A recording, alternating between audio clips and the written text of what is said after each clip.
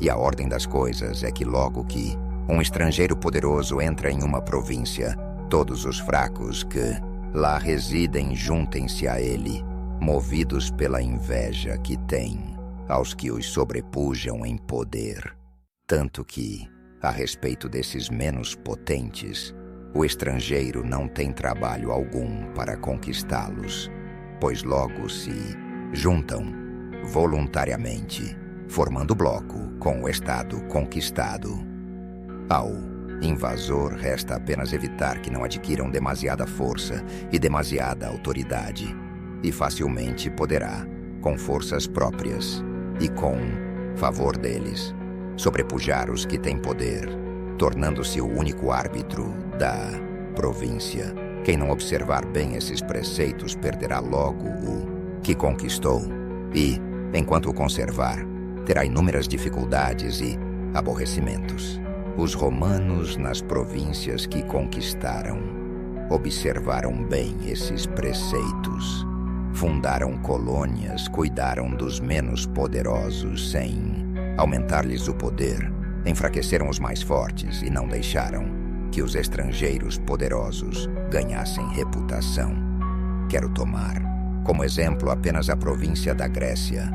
Os romanos adularam os aqueus e os etólios, enfraqueceram o reino dos macedônios, expulsaram Antíoco, mas nem aos etólios, nem aos aqueus, apesar de seus méritos, foi permitido ampliar os domínios.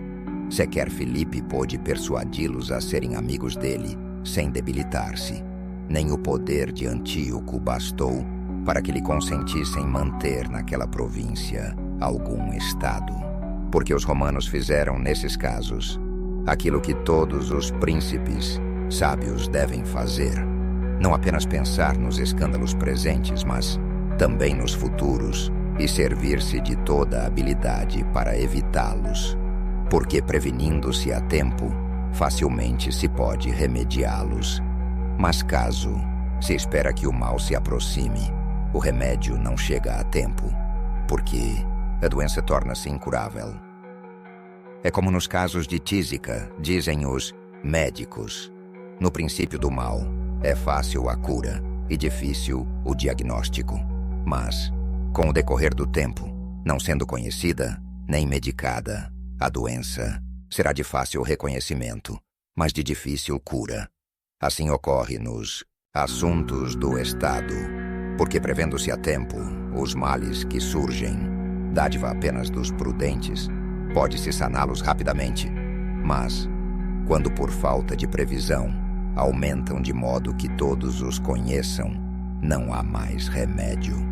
Os romanos, prevendo os inconvenientes, sempre os remediaram, mas nunca deixavam, para evitar uma guerra, que esses inconvenientes se alastrassem, pois sabiam que uma guerra não se evita, mas seu adiamento representa benefício para a outra parte. Por isso, preferiram guerrear contra Filipe e Antíoco na Grécia, para não terem de enfrentá-los na Itália, ainda que pudessem evitar a guerra contra um e outro. Contudo, não o quiseram. Jamais lhes agradou aquilo que cotidianamente propagam os sábios dos nossos dias: tirar proveito do tempo. Antes preferiram valer-se da própria virtude e da prudência, porque o tempo leva tudo consigo, e pode trazer tanto o bem quanto o mal, e tanto o mal quanto o bem. Mas voltemos à França e examinemos se das coisas ditas antes alguma foi feita. Falarei de Luís e não de Carlos, porque, tendo aquele conservado por muito tempo suas possessões na Itália, melhor se evidenciaram seus progressos, e vereis como ele fez o contrário do que se deve fazer para manter-se em um estado de costumes e línguas estranhas.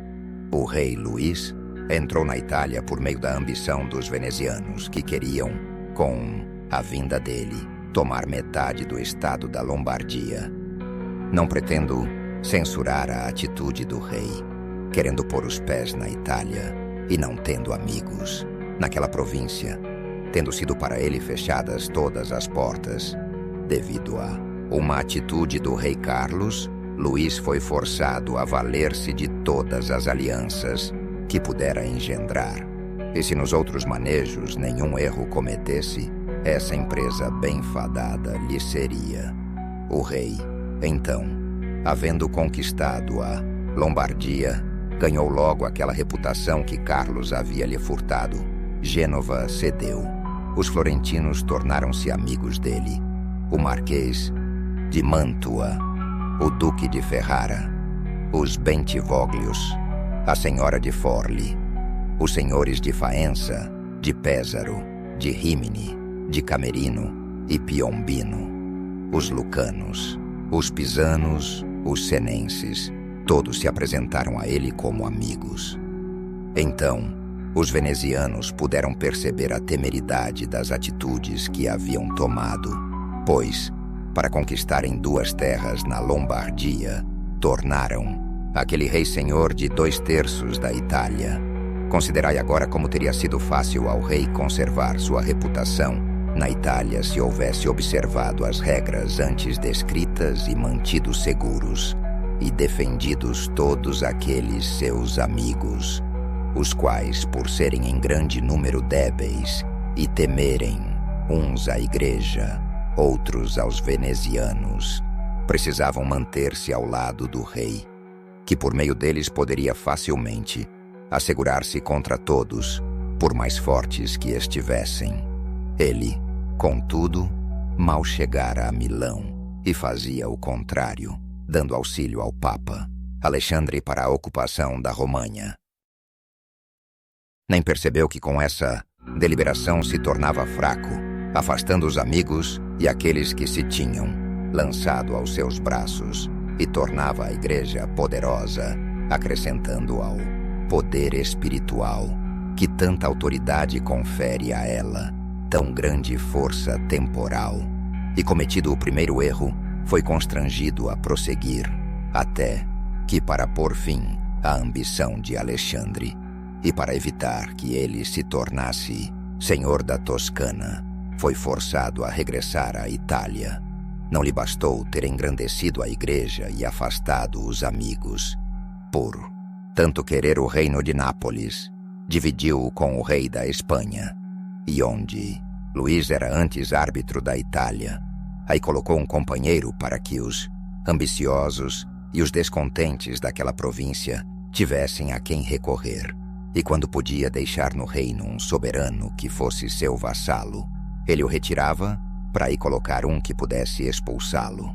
É coisa de fato muito natural e comum almejar conquistas, e sempre que os homens puderem fazê-lo, serão elogiados e não criticados. Mas quando não podem e querem fazê-lo de todo modo, eis aí o erro e a crítica. Se a França podia então com suas forças assaltar Nápoles, tinha de fazê-lo. Se não podia, não o tinha de dividir. E se a divisão que fez da Lombardia com os venezianos mereceu desculpas, por ter com ela fincado o pé na Itália, a divisão de Nápoles merece crítica, por não ser justa sua necessidade. Tinha, portanto, Luís cometido estes 5 erros. Eliminou os menos poderosos, aumentou na Itália o prestígio de um poderoso, colocou ali um estrangeiro poderosíssimo, não veio nela habitar, nem ali estabeleceu colônias. Esses erros talvez não causassem dano enquanto Luís vivesse, mas cometeu ele um 6º erro, o de tomar o Estado aos venezianos, porque se não tivesse tornado a igreja tão poderosa, nem deixado a Espanha entrar na Itália, seria bem razoável e necessário enfraquecê-los, mas tendo tomado aquelas primeiras atitudes, jamais deveria consentir na ruína dos venezianos, porque sendo estes poderosos, sempre manteriam outros distantes de uma empresa contra a Lombardia, fosse porque os venezianos jamais teriam consentido nela, a menos que se tornassem eles próprios os seus senhores, fosse porque os outros não iriam querer tomá-la da França para dá-la aos venezianos, e ir contra os dois não seria sensato. E se alguém dissesse que o rei Luís cedeu o reino da Romanha a Alexandre e o reino de Nápoles à Espanha para evitar uma guerra, respondo com as razões acima expostas, que não se deve nunca deixar seguir uma desordem para evitar uma guerra, porque esta não se evita, mas adia-se para desvantagem própria. E se outros alvitrarem a palavra que o rei tinha dado ao Papa de realizar para ele aquela conquista, em troca do chapéu cardinalício de Rouen e da dissolução do matrimônio régio, respondo mais adiante como se deve respeitar a palavra dos príncipes. Perdeu então o rei Luís a Lombardia por não ter seguido nenhum dos preceitos acatados por outros conquistadores de províncias que nelas se quiseram manter. Não se trata de milagre, mas de fato corriqueiro e razoável. Desse assunto falei em Nantes com o cardeal de Rouen, quando o Valentino, como era conhecido vulgarmente César Borgia, filho do Papa Alexandre, ocupava a Romanha, porque dizendo-me o cardeal de Rouen que os italianos não entendiam de guerra, respondi-lhe que os franceses não entendiam de Estado, pois se entendessem, não teriam consentido a Igreja tanta grandeza. E por experiência, viu-se que a França, ao alimentar a grandeza da Igreja e da Espanha na Itália, provocou sua própria ruína. Disso pode-se tirar uma regra geral, a qual nunca ou raramente falha. Quem permite ao outro tornar-se poderoso, arruína-se, pois esse poder tem origem na astúcia ou na força. E uma e outra, se dessas duas qualidades são suspeitas a quem se torna poderoso,